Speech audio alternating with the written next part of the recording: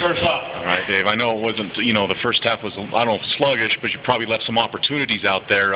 What was the message at halftime? Because it certainly seemed like it was a little crisper in the second half. Yeah, we talked about halftime. We hadn't hunted the ball yet, so it wasn't as if we were, they were stopping us on offense. We stopped ourselves. I went for a big field goal, it didn't work. That's not our players. They drove down and got it there. We, should have got it in or scored. Missed the field goal, so we had another opportunity. So we had some opportunities offensively, didn't take advantage of them. Defensively, they had 2 drives. We gave up, I think, a 10 or 14-play drive, and we just feel that the guys, we're better than that on third down. We got to make third down stops, and then, second half we did. I thought from a kicking game standpoint, at this point, our kickoff team tackling, because we gave field position, but our defense did a tremendous job.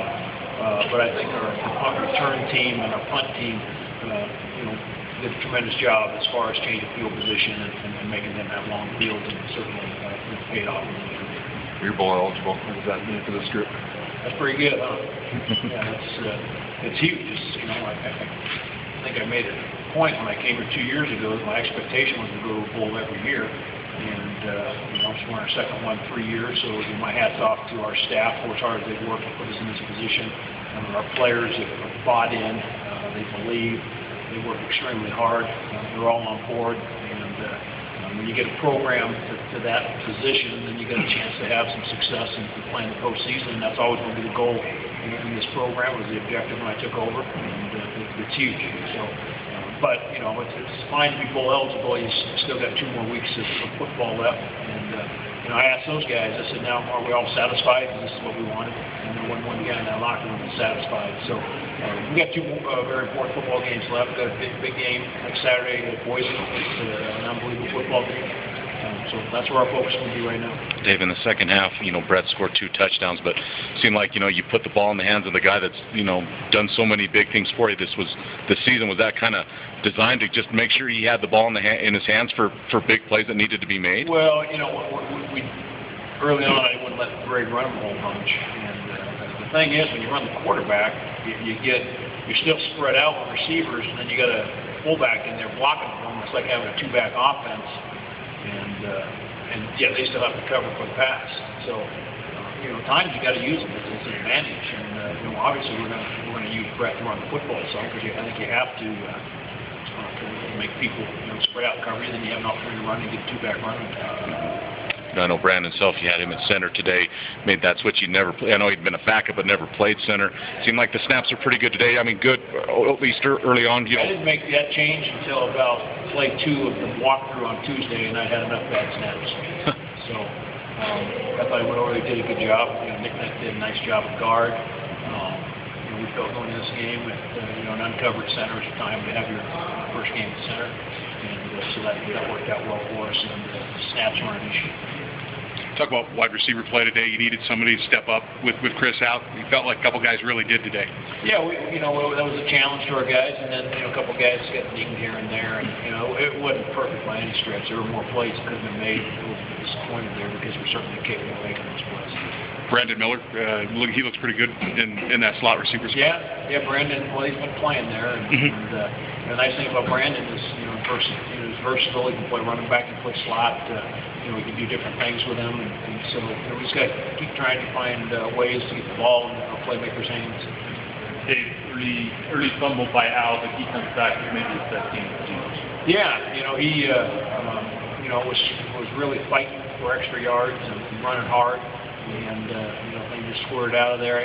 We've had way too many guys on the ground in the first half. I'm a little bit disappointed in our ball leverage, because that's not characteristic of our football team.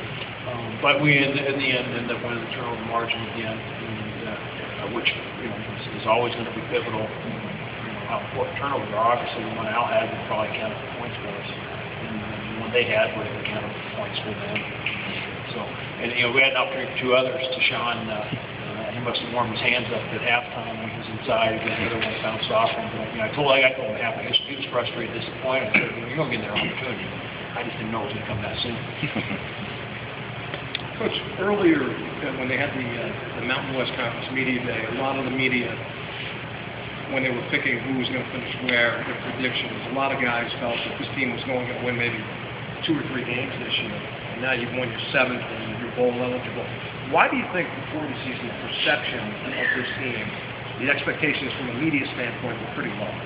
Because those people write and have all the answers and don't know how to coach and don't know what you have. So therefore, if you guys had football coaches poll and then a writers poll, it'd be interesting to see how well it does. But we had a lot of pressure. I mean, that was expected. We got an untested quarterback coming in. You guys have seen him because he was in spring ball, but he wasn't.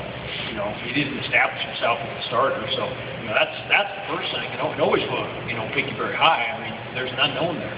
Hell, it was unknown to me. And then we played a lot of young guys. So I don't have a problem with it. My talk from the team every August is who cares where they pick you? All I care about is where we finish. It doesn't matter. It's all based upon perception. And I guess from the outside looking in, perception wasn't very good. But the good news is we recruited good players, and 12 freshmen I think are playing, and guys are making plays, and Brett's probably better than if you don't see the guy and he's not done anything, how do you? I think it's just because of the youth of our football team. Is it fair to say that this team has, I don't want to say overachieved, but exceeded even maybe your own expectations? It overexceeded the sports writers' expectations. Not yours. They haven't overexceeded mine. I knew the type of kids that we had in the program. We have good leadership. We have some good older kids in the program that have been here. Okay, we've recruited some good kids. I couldn't sit here and tell you, all these freshmen are going to come in and play and do as well as they're doing for us. But I knew that the base of this football team was very dedicated. Worked extremely hard in the off season. We had a great off season. They were here all summer working out. We had good training camp. I was talking. I can't remember who I was talking to yesterday. Maybe this morning with our coaches. I still can't remember a day. And starting all the way back to being 2 days, where we were sitting in a staff meeting and that day we were awful in practice. There hasn't been a day like that. These guys come to work every day. They work hard at practice. They execute, and when we push them, but they're bought in, and we look for them to get better on a weekly basis. We don't try to look too far ahead, and they've been doing that. Any other questions?